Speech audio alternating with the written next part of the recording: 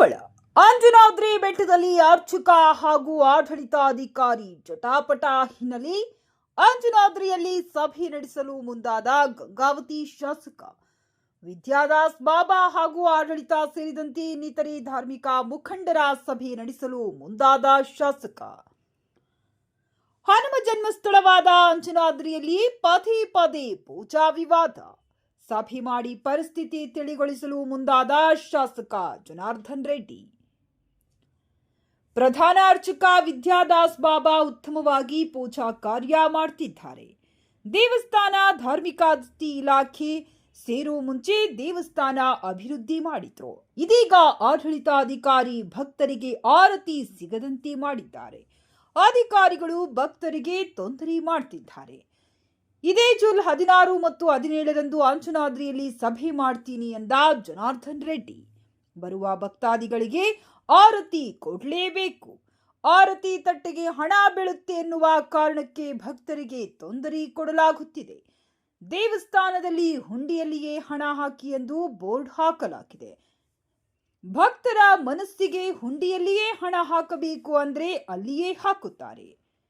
ಆದರೆ ಇದೇ ವಿಚಾರ ಇಟ್ಟುಕೊಂಡು ಅರ್ಚಕ ವಿದ್ಯಾದಾಸ ಬಾಬಾ ಹಾಗೂ ಭಕ್ತರಿಗೆ ತೊಂದರೆ ಕೊಡೋದು ಬಿಡಬೇಕು.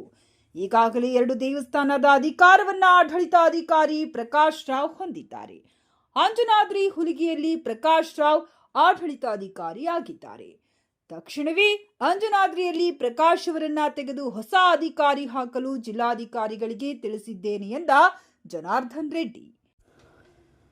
ಅಂಜನಾದ್ರಿ ಅಭಿವೃದ್ಧಿಯಾಗಬೇಕೆಂದು ಅಂದ್ರೆ ಇದೆಲ್ಲ ಸರಿ ಮಾಡಬೇಕು ಎಂದ ಜನಾರ್ದನ್ ರೆಡ್ಡಿ. ಮೊನ್ನೆ ನಾನು ಅಂಜನಾದ್ರಿ ಬೆಟ್ಟಕ್ಕೆ ಮೊನ್ನೆ ಜೈಲಿಂದ ಬಿಡುಗಡೆ ಆದ ತಕ್ಷಣ ನಾನು ಅಲ್ಲಿ ದೇವಸ್ಥಾನಕ್ಕೆ ನಾನು ಹೋಗಿ ಬಂದಿದ್ದು. ಅಲ್ಲಿ ಸುಪ್ರೀಂ ಕೋರ್ಟ್ ಆರ್ಡರ್ನ ಅವರಲ್ಲೇ ಪೇಸ್ಟ್ ಮಾಡಿಬಿಟ್ಟಿದ್ರು. ತುಂಬ ಕ್ಲಿಯರ್ ಆಗಿ ಸುಪ್ರೀಂ ಕೋರ್ಟ್ ಜಡ್ಜ್ಮೆಂಟು ಕೊಟ್ಟಿದ್ದಾರೆ. ಅವ್ರಿಗೆ ಯಾರು ಬಾಬಾ ಅವ್ರಿಗೆ ಆ ಪೂಜೆ ವ್ಯವಸ್ಥೆಗಳು ಇದೆಲ್ಲದನ್ನು ಕೂಡ ಮಾಡೋದಕ್ಕೆ ಅವರಿಗೆ ಕ್ಲಿಯರ್ ಕಟ್ ಆರ್ಡರ್ ಇತ್ತು. ಅಲ್ಲಿ ನಮ್ಮ ದೇವಸ್ಥಾನದ ಇಒ ಏನಿದ್ದಾರೆ ಅವ್ರೇನು ಮಾಡ್ತಾ ಇದ್ದಾರೆ, ದೇವಸ್ಥಾನ ಒಳಗಡೆ ಸ್ವಾಮಿಗೆ ನೀವು ಪೂಜೆ ಮಾಡ್ಕೊಳ್ಳಿ, ಆರತಿ ಕೊಡ್ಕೊಳ್ಳಿ ಅಷ್ಟೇ. ಆರತಿ ತಟ್ಟೆ ಏನಿದೆಯಲ್ಲ ಭಕ್ತಾದಿಗಳಿಗೆ, ಇವಾಗ ನಾವೆಲ್ಲರೂ ಹೋದವ್ರು ನಮಗೇನು ಮೇನು ಮಂಗಳಾರತಿ ಆದ ತಕ್ಷಣ ಆರತಿ ತಗೋಬೇಕು ಅನ್ನೋದು ಇರುತ್ತೆ ನಮಗೆ. ಆ ಆರತಿ ತಟ್ಟೆಯನ್ನು ಕೂಡ ಭಕ್ತಾದಿಗಳಿಗೆ ಕೊಡಲಿಕ್ಕೆ ಅಧಿಕಾರಿಗಳು ಅವಕಾಶ ಮಾಡಿಕೊಡದೇನೆ ತೊಂದರೆ ಮಾಡ್ತಾ ಇದ್ದಾರೆ. ಸೊ ನಾನು ಪ್ರಕಾಶ್ ಇವಾಗೂ ನಾನು ಮಾತಾಡಿ ನಮಗೆ ನಾಳೆ 16, 17ನೇ ತಾರೀಕು ನಾನು ಅಂಜನಾದ್ರಿ ಬೆಟ್ಟದಲ್ಲಿ ಮೀಟಿಂಗ್ ಇಟ್ಕೊಂಡಿದ್ದೀನಿ. ಬಾಬಾ ಅವರು ಮತ್ತು ಅಧಿಕಾರಿಗಳು ಎಲ್ಲರನ್ನೂ ಕೂಡ ಸೇರಿ, ಯಾಕೆಂದರೆ ಹೋಗಿರುವಂಥ ಭಕ್ತಾದಿಗಳಿಗೆ ಭಗವಂತನಿಗೆ ಆರತಿ ಕೊಟ್ಟ ಮೇಲೆ ಬರೋ ಭಕ್ತಾದಿಗಳಿಗೆ ಆರತಿ ಕೊಡಲೇಬೇಕು. ಅವ್ರೇನಂತಂದರೆ ಆರತಿ ತಟ್ಟೆಯಲ್ಲಿ ಏನು ಹಣ ಹಾಕ್ತಾರಲ್ಲ ಅದು ಬಾಬಾಗೆ ಹೋಗ್ಬಿಡುತ್ತೆ ಅನ್ನೋ ಲೆಕ್ಕಾಚಾರದಲ್ಲಿ ಅಧಿಕಾರಿಗಳು ಅವ್ರಿಗೆ ಅಡ್ಡಿಪಡಿಸ್ತಾ ಇದ್ದಾರೆ. ಅದು ಕರೆಕ್ಟ್ ಅಲ್ಲ. ನಾನು ಹೇಳಿದೆ, ನಾನು ಒಂದು ದೊಡ್ಡ ಬೋರ್ಡ್ ಹಾಕಿ ಭಕ್ತಾದಿಗಳು ಏನೇ ಹಣ ಭಗವಂತನ ಸಮರ್ಪಣೆ ಮಾಡೋದಿತ್ತು ಅಂತಂದರೆ ಹುಂಡಿಯಲ್ಲಿ ಕಾಣಿಕೆಗಳನ್ನ ಹಾಕಿ ಅಂತೇಳಿ ನಾವು ಎಲ್ಲ ಕಡೆ ಹೋದಾಗ ಅಲ್ಲಿ ಬರೆದಿರ್ತಾರೆ, ಬೋರ್ಡ್ ಹಾಕಿರ್ತಾರೆ. ಅಷ್ಟು ಮಾತ್ರ ಇರಲಿ. ಆರತಿ ತಟ್ಟೆಗೆ ಅವ್ರ ಭಕ್ತಿ ಹುಂಡಿಗೂ ಹಾಕಿ ಆರತಿಗೂ ತಟ್ಟೆಗೆ ಹಾಕ್ತಾರೆ ಅಂದರೂ ಕೂಡ ಅದ್ರ ಬಗ್ಗೆ ಅಬ್ಜೆಕ್ಷನ್ ಮಾಡೋಂಗಿಲ್ಲ. ಮತ್ತು ಅವರು ಬಾಬಾ ಅವರು ನಾನು 2015ರಿಂದ ನಾನು ಮಾಲೆ ಆಗ್ತಾ ಇರುವಂಥದ್ದು. ಕಳೆದ ನಾನು 10 ವರ್ಷಗಳಲ್ಲಿ ಕೂಡ ನಾನು ನೋಡಿದ್ದೀನಿ. ಕೆಲವೊಂದು ಸಲ ಸರ್ಕಾರಿ ಒಂದು ಅಧಿಕಾರಿಗಳು ಮಾಡದೇ ಇರೋ ವ್ಯವಸ್ಥೆಗಳನ್ನು ಕೂಡ ಅವ್ರಿಗೇನು ಹಣ ಅವರು ಕ್ರೋಢೀಕರಣ ಮಾಡ್ಕೊಂಡಿರ್ತಾರೆ ಭಕ್ತಾದಿಗಳಿಂದ, ಅದರಿಂದ ಅವರು ಅನ್ನದಾನ ಮಾಡ್ತಾ ಇರುವಂಥ ಕೆಲಸಗಳು ನಡೀತಾ ಇದೆ.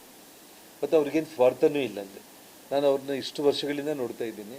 ಇಡೀ ಉತ್ತರ ಭಾರತದಲ್ಲಿ ಅಂಜನಾದ್ರಿ ಬಗ್ಗೆ ಪರಿಚಯ ಆಗಿರೋ ವಿಷಯದಲ್ಲೂ ಕೂಡ ಅವ್ರ ಪಾತ್ರ ಭಾಳ ದೊಡ್ಡದು.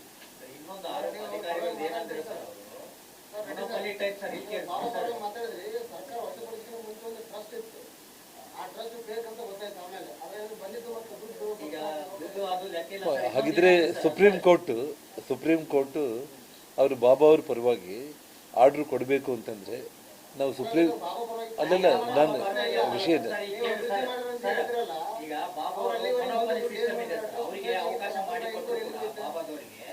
ಇವರು ಏನೇ ಸರ್ಕಾರದಲ್ಲಿ ಇರುವಂತ ನಿಯಮಗಳನ್ನು ಪಾಲನೆ ಮಾಡಕ್ ಹೋದ್ರೆ ಅದಕ್ಕೆ ಇವರೇ ಅಡ್ಡಿಪಡಿಸ್ತಾರೆ ಅನ್ನೋದು ಅಧಿಕಾರಿಗಳ ಆರೋಪ ಇದೆ.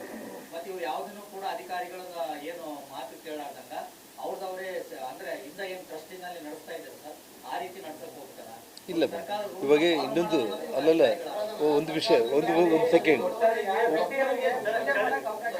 ಹೌದು ಅಷ್ಟೇ. ವರ್ಷಗಳಿಂದ ಇದೇ ಬಾಬಾ ವಿರುದ್ಧ ಒಂದು ಗಂಭೀರ ಆರೋಪಗಳು ಕೇಳಿಬಂದಿದೆ.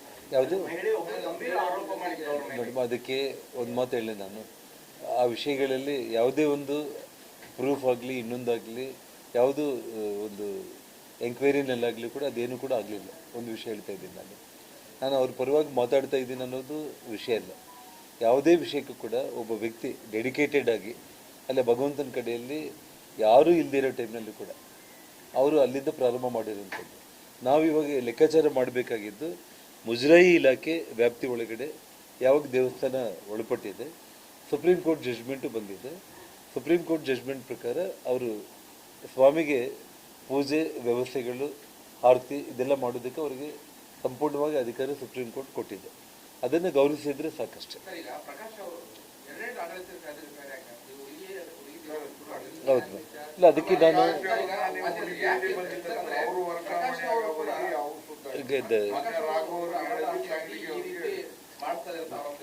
ಈ 2 days ಬ್ಯಾಕೆ ನನಗೆ ಈ ಇಶ್ಯೂಸ್ನಲ್ಲಿ ನಾನು ಮಾತಾಡಿದೆ ಅಮ್ಮ.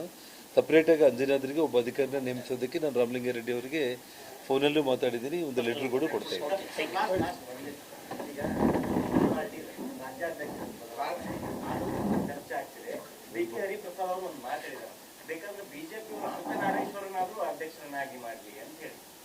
ಅವರು ನಮ್ಮ ಪಕ್ಷದ ಬಗ್ಗೆ ಸಲಹೆ ಕೊಡೋ ಅವಶ್ಯಕತೆ ಇಲ್ಲ. ಅವ್ರು ಕಂಪ್ಲೀಟ್ ಮುಳುಗೋಗೋ ಬಿಟ್ಟಿದ್ದಾರೆ. ಅವರು ನಮ್ಮ ರಾಷ್ಟ್ರೀಯ ಪಕ್ಷದ ನಾಯಕರುಗಳು ಅವರು ಒಳ್ಳೆ ನಿರ್ಧಾರ ಮಾಡ್ತಾರೆ. ಅದ್ರ ಬಗ್ಗೆ ಯಾವುದೂ ತಲೆ ಕೆಡಿಸ್ಕೊಳ್ಳೋ ಅವಶ್ಯಕತೆ ಇಲ್ಲ. ಹೋಗ್ಬಾರ್ದು ಅಂದರೆ ನೀವು